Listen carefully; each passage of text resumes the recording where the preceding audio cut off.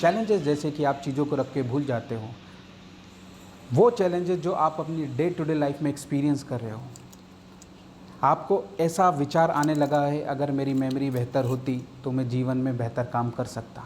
इस तरह के अगर आपके विचार हैं दोस्तों, तो ये वीडियो आपके लिए है, क्योंकि इस वीडियो में मैं 5 रूल लेके आया हूँ जो कि आपकी मेमोरी को 10 गुना बढ़ा देंगे और आपकी लाइफ की प्रोडक्टिविटी को बेहतर कर देंगे। सो आइए जानते हैं ये 5 रूल। दोस्तों, सबसे पहले हम जान लेते हैं मेमोरी क्या होती है। So memory is an ability to recall और रिकॉर्ड पास्ट इवेंट्स। जो हमारे पास्ट में घटनाएं घटित हो चुकी हैं उनको रिकॉर्ड करना और उनको रिकॉल करने की एबिलिटी को मेमोरी कहा जाता है। यहाँ से एक चीज़ आप समझ लीजिए, जितनी अच्छी आपकी रिकॉर्डिंग होगी उतनी ही अच्छी आपकी रिकॉलिंग होगी। सो रूल नंबर वन ये है दोस्तों, सबसे पहले आपको बिलीफ सेट करना है कि आपकी मेमोरी ना तो बढ़ती है ना आपकी मेमोरी कम होती है। तो फिर क्वेश्चन ये है, बढ़ता क्या है, कम क्या होता है आपके दिमाग के अंदर? फोकस बढ़ता है दोस्तों और फोकस ही कम होता है। जितना अच्छा फोकस होता है उतनी अच्छी मेमोरी होती है। अपना फोकस को बेहतर करना है तो आपको क्या करना है, मल्टीटास्किंग काम करना बंद करना पड़ेगा। एक समय पर एक ही काम करना पड़ेगा दोस्तों। जिनकी मेमोरी कम होना शुरू हो जाती है उनके अंदर ये पाया गया है कि वो मल्टीटास्किंग काम करते हैं। आपको एक समय पर एक ही काम करना है, right? So rule number 1 is clear ना। रूल नंबर 2 ये बोलता है दोस्तों कि आपको सेंसेस का मैक्सिमम यूज़ करना है। जितना ज़्यादा आप अपने सेंसेस का इस्तेमाल करेंगे उतनी अच्छी आपकी मेमोरी होगी। अगर आप पढ़ाई करते हैं तो पढ़ाई करते समय आप स्मेलिंग सेंस का इस्तेमाल कीजिए। स्मेलिंग सेंस का मतलब आप फ्रेगनेंस का यूज़ कीजिए। आजकल फ्रेगनेंस कैंडल आती हैं, आप उनका यूज़ कीजिए। और साथ ही साथ आप इंस्ट्रूमेंटल म्यूज़िक का यूज़ कीजिए। तो इससे क्या होगा, आपकी रिकॉर्डिंग बेहतर होगी। जब रिकॉर्डिंग बेहतर होगी तो रिकॉर्डिंग ऑटोमेटिकली बेहतर होना शुरू हो जाएगी। आपने एक्सपीरियंस भी किया होगा कि आप बड़े होटल्स में जाते हैं, वहाँ पर वो अच्छी फ्रेगनेंस का यूज़ करते हैं, अच्छे इंस्ट्रूमेंटल म्यूज़िक का यूज़ करते हैं। तो जब भी आपको किसी होटल के बारे में सोचना हो तो फटाक से उसी होटल की याद आती है जहाँ पर इस तरह की फ्रेगनेंस हो रही थी या अच्छा सा इंस्ट्रूमेंटल म्यूज़िक बज रहा था, राइट? दूसरा चीज़, अगर आप अपने जीवन में चाहते हैं कि आपके गोल हमेशा आपको याद रहें तो आप 2 मसल्स का यूज़ कीजिए। पहला है आपको किनेस्थेटिक मसल्स, मीन्स लिख के रखिए। अपने गोल को आप लिखिए तो आपकी किनेस्थेटिक मसल्स यूज़ होगी, राइट? और साथ साथ उसको जब लिखेंगे तो उसको देखिए भी, तो लिखते समय अच्छे कलर्स का यूज़ कीजिए तो आपका विजन बेहतर होगा। सो रिकॉर्डिंग बेहतर होगी और रिकॉर्डिंग बेहतर होगी सो आपकी मेमोरी ऑटोमेटिकली बेहतर होगी। अब आपने एक्सपीरियंस किया होगा कि जब खाने के प्रोडक्ट की बात आती है तो आप किसी शॉप में जाते हो तो वो आपको टेस्ट कराते हैं। जैसे ही आप कोई चीज़ को टेस्ट करते हो तो आपकी जो टेस्ट सेंस है वो एक्टिवेट हो जाती है। फिर जब आप घर पे आते हो और उसी पर्टिकुलर प्रोडक्ट के बारे में सोचते हो तो उस पर्टिकुलर ब्रांड का ख्याल आपको आने लगता है जिसको आपने टेस्ट किया था। दोस्तों, ये 5 सेंसेस आप अपने जीवन में मैक्सिमम यूज़ करना शुरू कीजिए और जितना ज़्यादा आप अपने सेंसेस को यूज़ करना शुरू कर देंगे कॉन्शियस लेवल पे, उतनी अच्छी आपकी मेमोरी हो जाएगी, राइट? रूल नंबर 3, आप अपने जीवन में किसी भी चीज़ को रिकॉर्ड करना चाहते हैं तो याद रख लीजिए, आपके दिमाग का रूल है वो बेहतर तब काम करता है जब वो एसोसिएशन में काम करता है। सो हम इसी रूल को इस्तेमाल करेंगे अपने जीवन में अपनी मेमोरी को बेहतर करने के लिए। आप कोई भी चीज़ रिकॉर्ड करें तो एसोसिएशन का यूज़ कीजिए। एसोसिएशन किन चीज़ों के साथ? नोन चीज़, वो चीज़ जो ऑलरेडी आप जानते हैं, आपके दिमाग में है। नोन चीज़ का यूज़ कीजिए अननोन चीज़ को याद करने के लिए या रिकॉर्ड करने के लिए। लाइक आप डे टू डे लाइफ में आप सेल फ़ोन यूज़ करते हैं, किसी का नाम सेव करते हैं, तो अगर आपको भूल जाते हैं आपने किस नाम से सेव किया था तो उस पर्टिकुलर चीज़ का एसोसिएशन डाल दीजिए जिस जगह पे आप उस आदमी से मिले।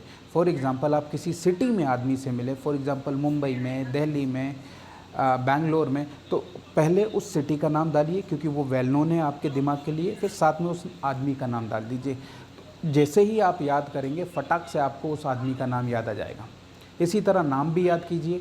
आप किसी सौरभ नाम के व्यक्ति से मिलते हैं और आप चाहते हैं कि वो नाम आपको याद रहे, तो आप किसी भी वेल नोन आदमी का नाम के साथ उसको एसोसिएट कर दीजिए। आपके घर का या आपका छोटे भाई का नाम या आपके पड़ोस के लड़के का जिसका नाम सौरभ, उसके साथ एसोसिएट कर दीजिए।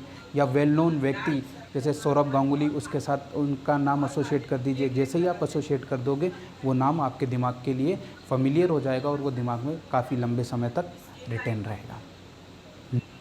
Now according to rule number 4 पाया गया है कि जैसे जैसे उम्र बढ़ती जाती है मेमोरी लोगों की कम होना शुरू हो जाती है। ऐसा लोगों का एक्सपीरियंस है।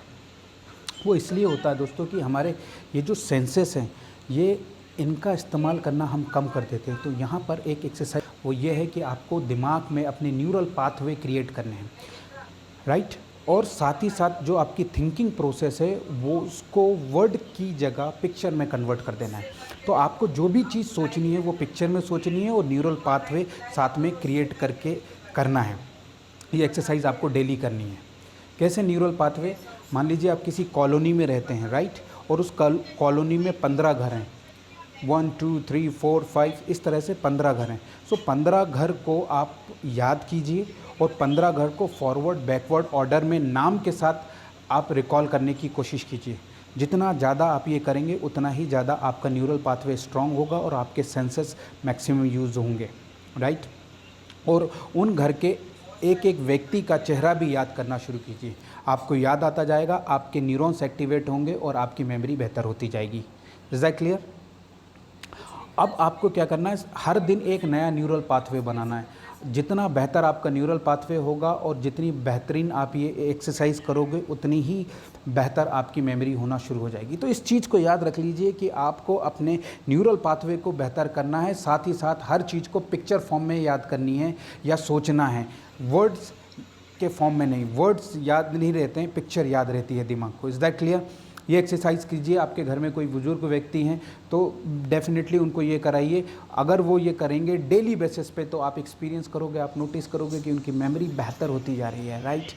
अभी तक आपने रूल नंबर 1 सीख लिया है कि आपको अपने फोकस को बेहतर करना है। रूल नंबर 2 के अकॉर्डिंगली आपको अपने सेंसेस का मैक्सिमम यूज़ करना है। रूल नंबर 3 के अकॉर्डिंगली आपको हर चीज़ को एसोसिएशन में करना है, नोन टू अननोन करना है। नाउ रूल नंबर 4 आपने सीख लिया है कि आपको क्या चीज़ का इस्तेमाल करना शुरू कर देना है, न्यूरल पाथवे। न्यूरल पाथवे की एक्सरसाइज आपको डेली करना है। Is that clear? Now rule number 5, the final and the most important, आपको मेमोरी वायरस से बचना है। ये वायरस आपके दिमाग में जाते हैं और आपकी मेमोरी को किल करना शुरू करते हैं। किल करने की जगह मैं ये बताऊंगा गलत जगह पे इंगेज करना शुरू कर देते हैं, और वो वायरस है negative thoughts, stress, tension, anxiety. याद रखिएगा दोस्तों, ये वही वायरस हैं जो आपकी मेमोरी को दिन पर दिन किल करते जा रहे हैं या गलत जगह इंगेज करते हैं। तो इसकी वजह से होता क्या है, जब आप पॉजिटिव चीज़ को या डिज़ायर चीज़ को रिकॉर्ड करना चाहते हैं तो आप रिकॉर्ड करते समय चैलेंज महसूस करते हैं। सो जो भी आपके डे टू डे लाइफ में स्ट्रेस, टेंशन आते हैं उनको हटाइए दिमाग से। और उसके लिए हमने आपके लिए एक टेक्निक के लिए बहुत ज़्यादा इम्पॉर्टेंट है, और वो सीक्रेट है, आपको आपके इंटरनल कैमरे का इस्तेमाल करना है। दोस्तों ये इंटरनल कैमरा बहुत कम लोग जानते हैं और ये कैमरे का इस्तेमाल नहीं करते हैं। इसकी वजह से होता क्या है कि चीज़ें रख कर हम भूल जाते हैं और कई सारे एम्बैरेसिंग मोमेंट लोग एक्सपीरियंस करते हैं, जैसे वॉशरूम से निकलते समय ज़िप नहीं लगा पाते हैं, भूल जाते हैं। तो उस जगह करना क्या है, इस इंटरनल कैमरे का यूज़ करना है। इस इंटरनल कैमरे का मतलब कि कोई भी एक्शन ले रहे हो, जब तक वो कंप्लीट नहीं हो रहा है तब तक आपको पूरे फोकस के साथ उसको एक मैसेज देना है कि इट इज़ कंप्लीटेड नाउ। और जैसे ही वो कंप्लीट हो जाएगा आप उसको तब छोड़िए। जब तक वो दिमाग में ये इंस्ट्रक्शन नहीं जा रहा है तब तक उसको मत छोड़िए, क्योंकि ये कैमरे में अगर कोई चीज़ कैप्चर नहीं हुई तो डेफिनेटली ये भुला देगा उस चीज़ को, और आपको भी हो सकता है कभी कभी एम्बैरेसिंग मोमेंट एक्सपीरियंस करने पड़ जाएं, राइट। दोस्तों अगर ये 5 रूल आपको अच्छे लगे